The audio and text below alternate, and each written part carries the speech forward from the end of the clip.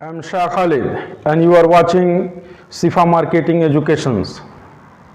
Today we are going to study future perfect continuous tense. What is future perfect continuous tense? आइए हम इसको समझते हैं। इसको समझने के लिए सबसे पहले हमें इसकी डेफिनीशंस को समझना होगा, फिर आइडेंटिफिकेशंस और इसके फार्मूलेशंस और फिर इसके एग्जांपल्स। इन चारों को समझने के बाद हम फ्यूचर परफेक्ट कंटिन्यूअस टेंस के सेंटेंसेस को आसानी के साथ बना सकते हैं और बोल भी सकते हैं। आइए हम इसे वन बाय वन देखते हैं। सबसे पहले हम इसकी डेफिनेशंस को समझते हैं। Definitions of future perfect continuous tense.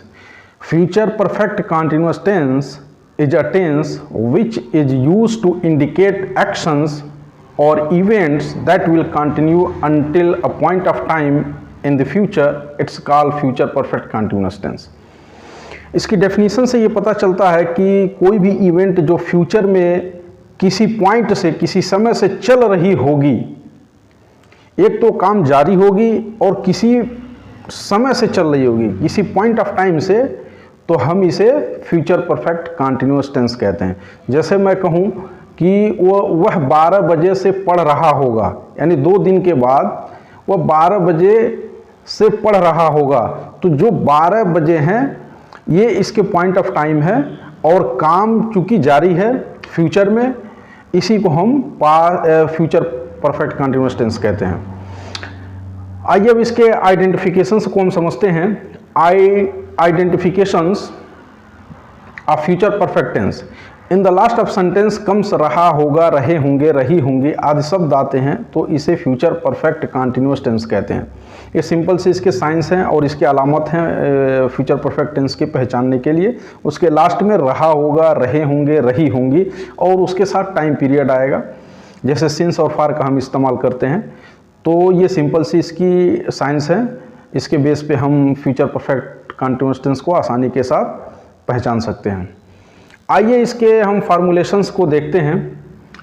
इसके पॉजिटिव सेंटेंस के जो फार्मूला हैं, सबसे पहले सब्जेक्ट और इसकी जो हेल्पिंग वर्ब है विल हैव बीन। इसकी जो हेल्पिंग वर्ब क्या है? Will have been plus verb की ING form plus object plus since और फार। एक तो पॉइंट ऑफ टाइम होता है और एक पीरियड ऑफ टाइम होता है।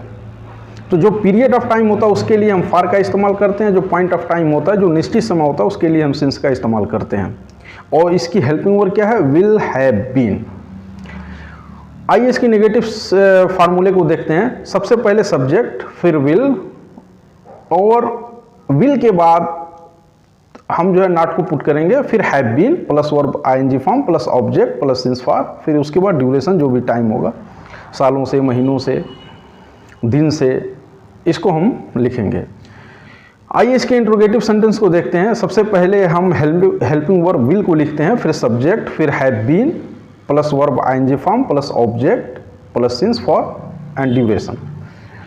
और आइए इसके इंट्रोगेटिव नेगेटिव सेंटेंस को देखते हैं। सेम, सबसे पहले हेल्पिंग वर्ब विल को लिखा जाएगा, फिर सब्जेक्ट, फिर नॉट, फिर have been plus verb ING form plus object और सिंस फॉर और प्लस ड्यूरेशन। स्क्रीनशॉट ले सकते हैं। विल हैव बीन इसके हेल्पिंग वर्ब हैं और इसमें सिंस और फार का इस्तेमाल किया जाता है टाइम को दर्शाने के लिए। ये इसके मेन खास बात है, आप इसके स्क्रीनशॉट ले सकते हैं। अब आइए इसके हम एग्जांपल्स को देखते हैं। He will have been reading a book since 12 am tomorrow. वह कल 12 बजे से एक किताब पढ़ रहा होगा। इसका मतलब जो फ्यूचर होता है, तो फ्यूचर का मतलब होता है जो काम अभी हुआ नहीं है, फ्यूचर में होगा। अब उस फ्यूचर परफेक्ट कंटिन्यूअस टेंस में क्या है कि वो किसी एक पॉइंट ऑफ टाइम में काम शुरू होगा जो कि उस फ्यूचर में जारी रहेगा। इसी को हम कहते हैं फ्यूचर परफेक्ट कंटिन्यूअस टेंस। वह कल 12 बजे से एक किताब पढ़ रहा होगा। He will have been reading a book since 12 am, यानी 12 o'clock या 12 am टुमारो। वह कल 12 बजे से वो एक किताब पढ़ रहा होगा। इसके आइए इंट्रोगेटिव सेंटेंस को हम देखते हैं कि will you have been working in night for years. क्या तुम सालों से रात में काम कर रहे होंगे, यानी आने वाले वक्त में ये कह रहा है कि क्या तुम सालों से रातों में काम करोगे या कर रहे होंगे, जो कि काम भी जारी रहेगा प्लस ये फ्यूचर में काम होगा, अभी काम होगा नहीं है। ये इसकी सिंपल सी एग्जांपल्स हैं। आई होप आप इसे अच्छे तरह से आपने समझ लिया। आप इसके बेस पे सेंटेंसेस बना भी सकते हैं और आसानी के साथ बोल सकते हैं। और अगले वीडियो में हम 48 सेंटेंस की प्रैक्टिस करेंगे। ये जितने हमने टेंस को पढ़ा है इसकी प्रैक्टिस मस्ट है, क्योंकि अब इसके बाद हम स्पीकिंग भी करेंगे, how to speak English fluently. इसके लिए आपको 48 सेंटेंस विद इन 2 मिनट्स में आपको बोलना है। इसकी प्रैक्टिस कंपलसरी है, तो बने रहिए और आने वाले वीडियो में आप उसको देखिए कि how to practise 48 sentence. Until next session, good bye.